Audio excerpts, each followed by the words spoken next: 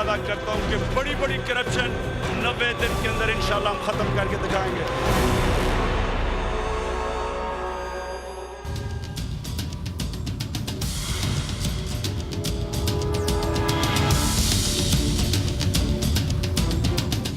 आप देख रहे हैं पाकिस्तान आज रात और मैं हूं शहजाद इकबाल। नाज़रीन, पाकिस्तान के सियासतदानों के हवाले से ये एक आम तासुर है और ये तासुर काफ़ी हद तक दुरुस्त भी है। तासुर ये है कि सियासतदान जब अपने सियासी खिताब करते हैं तो उसमें बड़े से बड़ा वादा कर देते हैं और उनसे बेहतर वादा करने में कोई नहीं होता, लेकिन जब उसकी इम्प्लीमेंटेशन का वक्त आता है तो हमारे सियासतदानों से बुरा भी उस इम्प्लीमेंटेशन में कोई नहीं होता। नाज़रीन, कल पाकिस्तान तहरीक इंसाफ का एक बहुत बड़ा जलसा था कराची में 25 दिसंबर के दिन, और इस जलसे में लोग भी बहुत ज़्यादा मौजूद थे, इमोशंस और जज्बात भी हमें देखने में आए। और इमरान खान साहब ने मुख्तलिफ ये किया इस जलसे में कि उन्होंने अपना एक प्रोग्राम पेश किया। ये प्रोग्राम किस हद तक इम्प्लीमेंटेबल होगा इस पर हम प्रोग्राम में बात करेंगे, क्योंकि माजी में हमने देखा है कि गरीब आवाम की बात तो हर कोई करता है लेकिन उसको इम्प्लीमेंट नहीं कर पाता। खान साहब ने कल काफ़ी सारी बातें ऐसी की हैं जो कि बड़ी ऐसा लगता है कि उसको इम्प्लीमेंट करना बड़ा आसान है और फौरी तौर पर मसाइल हल हो जाएंगे। लेकिन अगर सिचुएशन इतनी सिंपल है तो फिर क्या वजह है कि मौजूदा हुकूमत और इससे जो पहले हुकूमतें रही हैं वो इन मुसीबतों का सामना करने में नाकाम रही हैं। इमरान खान साहब ने कल क्या कहा मजीद जलसे में, आपको सुनाते हैं। सिर्फ हमने इस मुल्क का निजाम ठीक करना है, एक ऊपर ईमानदार टीम लेके आनी है, करप्शन के ऊपर काबू पाना। मैं आपसे वादा करता हूं कि बड़ी बड़ी करप्शन 90 दिन के अंदर इंशाल्लाह हम खत्म करके दिखाएंगे। एक ऐसा निजाम ला के दिखाएंगे हुकूमत के अंदर, ई गवर्नमेंट कंप्यूटराइज कर देंगे। कंप्यूटर रिश्वत नहीं ले सकता। मेरे बलोची भाइयों, आपसे वादा करता हूं कि जब इंशाल्लाह हमारी हुकूमत आएगी, आपसे हम वो करेंगे जो वेस्ट जर्मनी ने ईस्ट जर्मनी से किया। मियां नवाज शरीफ ने कहा है कि 10 ओवर का मैच खेल लो मेरे से। मियां साहब, ये मैच जल्दी करें, ये ना हो सके आपको टीम ही ना मिले। मैच तो मैं आसिफ जरदारी के साथ भी खेलना चाहता था, लेकिन वो रिटायर्ड हर्ट हो गए हैं। नाज़रीन, आपने गुफ्तगू सुनी। इमरान खान साहब ने तफसीलन ये बताया था कि किस तरह पाकिस्तान को फलाही रियासत बनाया जा सकता है। मुफ्त तालीम होगी, मुफ्त मेडिकल फैसिलिटीज़ होंगी, तो एक गरीब मुल्क ये अफोर्ड कर सकता है या नहीं, इस पर तो हम बात करेंगे। लेकिन आखिर में जो बात की इमरान खान साहब ने वो भी बड़ी इंपॉर्टेंट है। इमरान खान साहब कहते हैं कि 10-10 ओवर का चैलेंज दिया था नवाज शरीफ साहब ने, उनको चाहिए ये मैच जल्दी खेल लें, कहीं ये ना उनके पास टीम ही ना बचे। और आसिफ जरदारी के हवाले से वो ये कहते हैं कि वो रिटायर्ड हर्ट हो गए, इसलिए उनके साथ तो मैच खेला ही नहीं जा सकता। बहुत सारे लोग ज्वाइन कर रहे हैं पाकिस्तान तहरीक इंसाफ। इस हवाले से भी काफ़ी सवालात भी उठ रहे हैं कि ये वही लोग हैं जो कि क्यू लीग में मौजूद थे, जो कि मुशर्रफ की किंग्स पार्टी थी, और अब ये लोग ज्वाइन कर रहे हैं तहरीक इंसाफ। तो किस किस्म की चेंज की बात कर रही है फिर तहरीक इंसाफ? इन तमाम इशूज़ पर हम बात करेंगे। मेरे साथ स्टूडियोज़ में आज मौजूद हैं महमूद रशीद साहब। आप सेंट्रल एग्जीक्यूटिव कमेटी के मेंबर हैं, पाकिस्तान तहरीक इंसाफ से आपका ताल्लुक़ है और लाहौर के प्रेसिडेंट भी हैं आप। बहुत बहुत शुक्रिया रशीद साहब प्रोग्राम में हमें ज्वाइन करने के लिए। लाहौर से हमें ज्वाइन कर रही हैं महरीन अनवर राजा साहिबा, आप मेंबर हैं नेशनल असेंबली की, पाकिस्तान पीपल्स पार्टी से आपका ताल्लुक़ है। बहुत बहुत शुक्रिया महरीन साहिबा शो पर हमें ज्वाइन करने के लिए। और लाहौर से ही हमें ज्वाइन कर रहे हैं नून लीग के रहनुमा ज़हीम कादरी साहब। ज़हीम कादरी साहब, आपका भी बहुत बहुत शुक्रिया। महरीन साहिबा, सबसे पहले तो मैं आपसे ये सवाल करना चाहूँगा कि कल का जलसा भी खान साहब का बड़ा जलसा था। तादाद पे हम बात नहीं करेंगे, उस पर कंट्रोवर्सी हो जाती है कि कितने लोग थे, लेकिन लोग वहाँ पे अच्छी खासी तादाद में मौजूद थे, तो इसलिए तहरीक इंसाफ ये कह रही है और मीडिया भी ये कह रहा है कि ये कामयाब जलसा था। जो कंसर्निंग बात है इस वक्त आपके लिए और गालिबा नून लीग के लिए, वो ये है कि काफ़ी बड़े बड़े नाम जो हैं अब वो आपकी पार्टी से निकल कर तहरीक इंसाफ को ज्वाइन कर रहे हैं। सरदार आसिफ अली साहब का भी कल जिक्र हुआ जलसे में और उन्होंने बाद में कन्फर्म भी कर दिया है। तो कितनी बड़ी थ्रेट आपको लग रही है इस वक्त पाकिस्तान तहरीक इंसाफ, इस पॉइंट ऑफ व्यू से अगर देखा जाए कि आपके लोग वहां पर अब जा रहे हैं?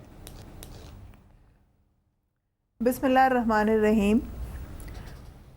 देखिए, तहरीक इंसाफ का कल एक जलसा हुआ, बड़ी अच्छी बात है और मैं समझती हूँ कि हम तो हमेशा हर जमहूरी प्रोसेस को वेलकम कर, और मैं सिंध को भी मुबारकबाद देना चाहती हूँ कि कामयाब लॉ एंड ऑर्डर की सिचुएशन उन्होंने रखी वहाँ पे, चीफ मिनिस्टर साहब को ख़ास तौर पे।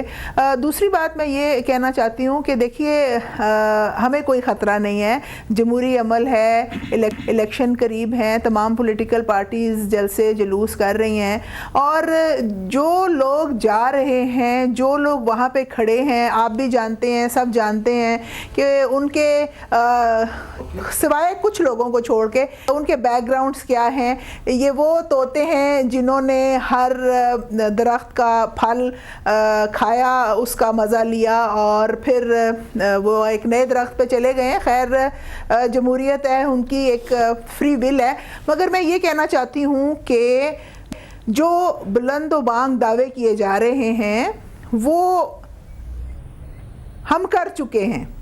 अच्छा। बलोचिस्तान की उन्होंने बात की, बलोचिस्तान में 75% से ज़्यादा काम हो चुका है। NFC अवार्ड आप देखें, ये तमाम मामला, तो ये बातें जो हैं हो रही है, अच्छी बात है, मगर मुझे ऐसे लगता है जैसे एलिस इन द वंडरलैंड की बात है कि 90 दिन में करप्शन खत्म हो जाएगी। मैं चाहूंगा कि जो प्रोग्राम पर बात हुई है, जो प्रोग्राम है उसको मैं डिस्कस करना चाहूंगा। मेरीन साहबा, पहले मुझे ये जो लोग जा रहे हैं पाकिस्तान तहरीक इंसाफ में, मुझे इस मौजू पे पहले बात कर लेने दीजिए। आपने कहा ये सब तोते हैं, हर दरख्त पे मजे लूटते हैं जाकर, तो सरदार आसिफ को भी आप इसी कैटेगरी में शामिल करेंगी? और अब तो शायद एतजाज अहसन साहब की भी कुछ राब्ते हैं पाकिस्तान तहरीक इंसाफ के साथ, वो भी अगर चले जाते तो उनको भी आप वही तोता कहेंगी कि हर दरख्त पे जाके मजे लूट लेता है?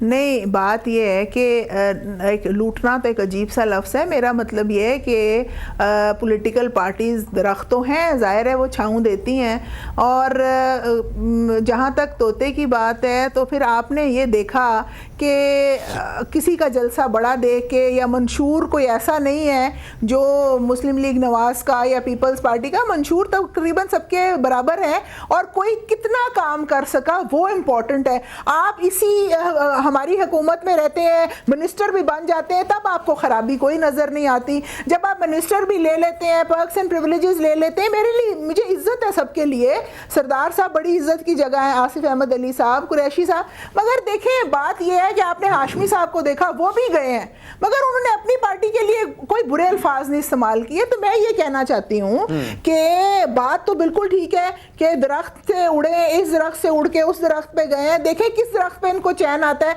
मगर ऐसे पॉलिटिकल फिगर्स के जाने से बड़ी बड़ी पॉलिटिकल पार्टीज को फर्क बहुत ज्यादा नहीं के होता है, मगर बहुत नहीं पड़ता। देखिए इमरान साहब के पास भी वही लोग जा रहे हैं जो पहले मुशर्रफ के साथ थे, मुशर्रफ की टीम थी, अब वो टोट के उधर चले गए हैं, या पीपल्स पार्टी में थे या नून लीग में थे। ठीक है, मैं चाहूंगा ज़हीम कादरी साहब से भी पॉइंट ऑफ व्यू लें। देख लें ज़हीम कादरी साहब, जावेद हाशमी चले गए और कहा जा रहा है कि नून लीग के लिए एक बहुत बड़ा सियासी सेटबैक होगा। कैसे आप लोगों ने इसको फील किया है, और आप वाकई समझते हैं कि बहुत बड़ा सेटबैक होगा? क्योंकि जब मियाँ साहब यहाँ पे नहीं थे और वो लंदन में थे या सऊदीया में थे, तो आमरीत का मुकाबला जो है वो जावेद हाशमी साहब ने किया था, और ये भी कहा जाता है कि उस वक्त अगर जावेद हाशमी साहब नहीं होते तो शायद नून लीग बचती भी नहीं। नहीं, ऐसी बात नहीं है कि जावेद हाशमी साहब नहीं होते तो नून लीग ना बचती। हम लोग सारे थे, 12 अक्टूबर को हम सब लोग उनके साथ खड़े थे। हमने भी 19 बार जेल काटी, 7 माह जेल में रहे, ये बात नहीं है। लेकिन बहरहाल जावेद हाशमी साहब के जाने का एक अफसोस ज़रूर है। वो बड़े कोना मश्क पॉलिटिकल वर्कर हैं, उन्होंने बड़ी मेहरबानी की, बड़ी हौसले के साथ हम सबको लड़ाया और ख़ुद भी लड़ते रहे। लेकिन अकेला आदमी तो कुछ नहीं कर सकता ना जी, पूरी टीम साथ थी, सारे लोग साथ लड़ रहे थे। जेलों की, मार की, कोड़ों की दास्तानें मौजूद हैं। लेकिन बात फिर वही आ गई कि हाशमी साहब ने जो किया उनका फ़ैसला है, लोगों ने इस फैसले को, हम लोगों ने कम से कम, हमें बड़ा अफसोस हुआ उनके इस फैसले से, क्योंकि वो एक तहरीकी आदमी है और उनको किसी भी सर्कमस्टांसेस में अपनी उस पॉलिटिकल पार्टी को जिसको उन्होंने दोबारा एक्टिवेट किया और 12 अक्टूबर के बाद आमरीत के ख़िलाफ़ जंग लड़ने पर आमादा किया और पहली बार मुस्लिम लीग को एक एंटी इस्टेब्लिशमेंट पॉलिटिकल पार्टी बनाने में अपना किरदार अदा किया। तो मैं नहीं समझता कि ये कोई इतनी अच्छी बात है, इससे उनके करियर पे भी असर बहरहाल पड़ेगा। ज़हीम साहब, ये बताएं ना मुझे कि आप लोग तो ओपनली क्रिटिसाइज करते हैं कि पाकिस्तान तहरीक इंसाफ को एस्टैब्लिशमेंट की सपोर्ट है। ये चौधरी निसार साहब भी कह चुके हैं, शहबाज शरीफ साहब भी कह चुके हैं, मेरे ख्याल से हर कोई आपकी पार्टी में यही कहता है। अब जब जावेद हाशमी साहब तहरीक इंसाफ में गए हैं और जिनकी कारकर्दगी आपके सामने है कि उन्होंने कितनी मरतबा एंटी इस्टेब्लिशमेंट स्टांस लिया है, तो आप अब भी समझते हैं कि तहरीक इंसाफ जो है वो इस्टेब्लिशमेंट की बनाई हुई पार्टी है? और फिर क्या जावेद हाशमी साहब भी उसी इस्टेब्लिशमेंट के कहने पे पाकिस्तान तहरीक इंसाफ में गए? मेरे ख्याल में कि जो आपने सवाल किया बड़ा सादा और साफ है। मैं सिर्फ ये इस पर अर्ज़ करना चाहूँगा कि बहुत सी ऐसी मिसालें मौजूद हैं, बहुत से ऐसे इवेंट्स हो रहे हैं जिससे पता लग रहा है कि कोई एक बिहाइंड द कर्टन कोई काम कर रहा है। लेकिन जहाँ तक जावेद हाशमी साहब का ताल्लुक, पता लगेगा कि उन्होंने अपनी ज़िंदगी को जिस रविश पे रखा, सारी ज़िंदगी कहीं खुदा न खासा उससे डेविएट तो नहीं किया, तो ये चीज़ें अभी अनर्थ होंगी। हम और मैं आपको बताऊं, मेरी वाज़ेह तौर पे मैं साफ तौर पे कहता हूं कि इस तरह नहीं, ये तो चीज़ें आहिस्ता आहिस्ता वक्त के साथ सामने आती चली जाएंगी और इनको कोई रोक नहीं सकता। ये बहरहाल अनर्थ होनी होती हैं। मतलब 40 साल की जो उनकी मिल रहे हैं, काविशें थी, जो कोशिशें थी, जो उन्होंने एक डिसिप्लिन्ड सियासत की है, वो छोड़कर अब आप कह रहे हैं कि शायद उनको भी कहीं से इशारा मिला हो। मुमकिन है ये बात? नहीं, ये पॉसिबल, देखें इसकी पॉसिबिलिटीज़ तो हर चीज़ की मौजूद है ना, लेकिन उनके अपने ग्रीवेंसेस भी थे पार्टी में जो कि मैंने बिल्कुल सराहे हैं और हम उन लोगों में से हैं जिन्होंने कहा कि वो दुरुस्त कह रहे थे। लेकिन फिर भी आपके पास ये जवाब मौजूद नहीं है एज ए पॉलिटिकल वर्कर कि आप अपनी पॉलिटिकल पार्टी को छोड़कर कहीं और चले जाएं, आप अपनी पार्टी में रहकर अपनी बात करें, जमहूरियत के पैराए में रहते हुए अपनी बात करें। लेकिन ये भी तो जमहूरी हक है ना कि अगर आपको लगता है तो कि आपकी पार्टी का एक मंशूर है लेकिन उसको फॉलो नहीं किया जा सकता और दूसरी पार्टी जो है उसका मंशूर भी उनको पसंद आता है और उनको लगता है कि ये एक तब्दीली ला सकते हैं, तो जमहूरी हक है उनका पार्टी तब्दील करना? नहीं, बिल्कुल नहीं। अर्ज ये है कि जब आप एक बात करते हैं पॉलिटिकल पार्टी में अपनी, तो ये आपका हक है कि आप अपनी बात करें, लेकिन बाकी लोगों का भी हक है कि वो अपनी बात करें। और जब जमहूरियत में एक बड़ी पॉलिटिकल पार्टी में आप कोई बात करते हैं तो फिर ये फैसला फिर ज़्यादा और कम की बुनियाद पे होता है। अगर ज़्यादा लोग एक तरफ हों तो आप फैसला तस्लीम करते हैं। जमहूरियत में आप में इतना ज़र्फ होना चाहिए कि आप वो जमहूरी फैसला बहरहाल तस्लीम करें। ठीक है, मैं आपसे पूछना चाहूँगा महमूद रशीद साहब कि कल एक जलसा था, उसमें भी बड़ी तादाद थी लोगों की। जो 30 अक्टूबर को लाहौर में आपने जलसा किया उसमें भी बहुत सारे लोग मौजूद थे, लेकिन एक वाज़ेह फ़र्क नज़र आया, चेहरे तब्दील हो चुके हैं। और ये बात दुरुस्त है कि कल खान साहब के राइट और लेफ्ट में जो चेहरे मौजूद थे वो काफ़ी सारे वो लोग थे जो कि नून लीग के साथ थे, पाकिस्तान पीपल्स पार्टी के साथ थे या काफ लीग में थे। इससे पहले जो 30 अक्टूबर का जलसा था उसमें आप जैसे लोग इमरान खान साहब के साथ मौजूद थे जो कि एक अरसे से उनकी फ़िलॉसफी को फॉलो करते हुए आए हैं। किस हद तक आपके ख्याल में ये चीज़ आपकी पार्टी के लिए बुरा साबित होगी, क्योंकि इल्ज़ामात लगने शुरू हो गए? जहांगीर तरीन साहब के शुगर स्कैंडल हैं, अवैस लगारी साहब के अपने करप्शन के चार्जेस उन पर थे, और फिर एक सबसे बड़ा चार्ज तो ये है कि उन्होंने मुशर्रफ को ज्वाइन किया था जो कि डिक्टेटर था जिसने आइन तोड़ा था। जी बिस्मिल्लाह रहमान रहीम। मैं सबसे पहले तो ये कहना चाहूँगा जी कि ये जो लोग हैं सिर्फ चंद लीडर्स नहीं आ रहे, बल्कि पाकिस्तान की जो 2-3 बड़ी सियासी जमातें हैं उनके नीचे ग्रॉस रूट लेवल पे जो वोटर्स हैं, सपोर्टर्स हैं, वर्कर्स हैं, वो भी बहुत तेज़ी के साथ तहरीक इंसाफ को ज्वाइन कर रहे हैं। और उसकी सबसे बड़ी वजह यह है, उसकी वजह आप इस्टेब्लिशमेंट ये लोग करार देते हैं, मैं समझता हूँ उसकी सबसे बड़ी वजह यह है कि इन लोगों की हुकूमतें जो हैं ये परफॉर्म नहीं कर पाई। पीपल्स पार्टी की जो गवर्नमेंट है वो टोटल डिज़ास्टर है पिछले 4 साल में, कि जमहूरियत के नाम पे जो यहाँ पर चल रहा है सिलसिला, करप्शन का हाल देख लीजिए, कौमी अदारों का हाल देख लीजिए, रेलवे का हाल देख लीजिए, PIA का हाल देख लीजिए, यहाँ एनर्जी क्राइसिस है, गैस क्राइसिस है, अमन नाम की चीज़ नहीं, अनएम्प्लॉयमेंट है। तो रोज़ नोट छापे जा रहे हैं 2 अरब के करीब, जिससे इन्फ्लेशन है, महंगाई का वो हाल है कि लोगों की चीखें निकल गई हैं।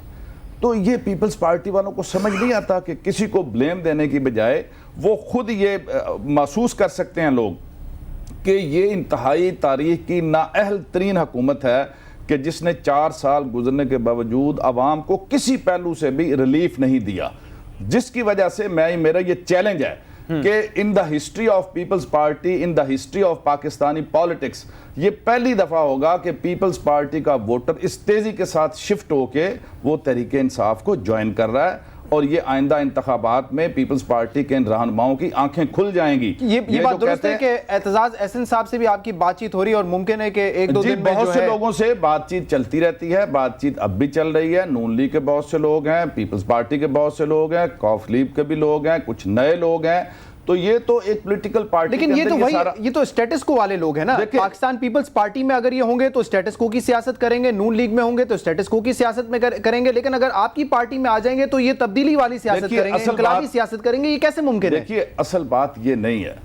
असल बात ये है कि आया इनका कोई डोमिनेटिंग रोल होगा, अगर ये इमरान खान के विजन पर, इमरान खान के प्रोग्राम से इत्तफाक करते हुए, तहरीक इंसाफ में इमरान खान की लीडरशिप को मानते हुए ज्वाइन कर रहे हैं, तो मेरा ख्याल है ये एक हर सर आदमी अगर का, ये हर इमरान सियासी खान साहब कारकुन के का नजरिए को फॉलो करते और तस्लीम करते तो 15 साल से उनके साथ खड़े हुए होते।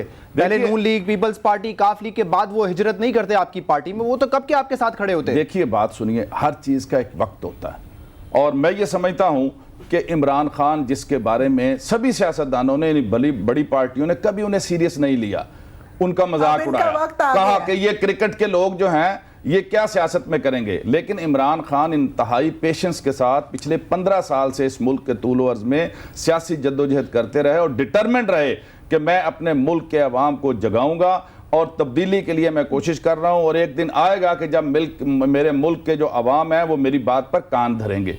और मैं ये समझता हूं कि अब वो वक्त आ गया है। और मैं इसलिए नहीं ये कह रहा, मैं इसलिए ये कह रहा हूं कि इसमें इमरान खान की जद्दोजहद, कोशिश और काविश एक तरफ है और इन बड़ी पार्टियों की जो स्टेटस को की पार्टियां हैं इनको अपनी नाकामी को तस्लीम करना चाहिए। मुस्लिम लीग ठीक है, एम का आपका पॉइंट ऑफ अलमिया व्यू ये है कि leadership will make the difference. अगर वो नून लीग में है, पीपल्स पार्टी में है, तो वहां पे लीडरशिप जो है उनको सही राह पे नहीं चलने देती। आप लोग वो लीडरशिप प्रोवाइड करेंगे जो उनको स्टेटस को से निकाल कर इनकलाबी तो obvious जो है ये लीडर्स तो बात बनाएंगे। है। ठीक है, मुझे एक ब्रेक लेना है। इस ब्रेक के बाद हम बात करेंगे कि क्या सिर्फ 90 दिन में दहशतगर्दी की जंग भी खत्म हो सकती है, करप्शन भी खत्म हो सकती है और पाकिस्तान एक गरीब मुल्क है, अभी तक तो गरीब है, पता नहीं वो जो हमारे इतने सारे ज़खायर ज़मीन के अंदर दफन है एक अरसे से, वो निकल आते हैं तो शायद हमें कुछ अमीर मुल्क हम बन जाएं। लेकिन अगर ऐसा नहीं होता तो क्या पाकिस्तान इस चीज़ की सलाहियत रखता है कि हम एक फ्लाई रियासत बन जाए? इस पर भी हम बात करेंगे एक वक्फे के बाद।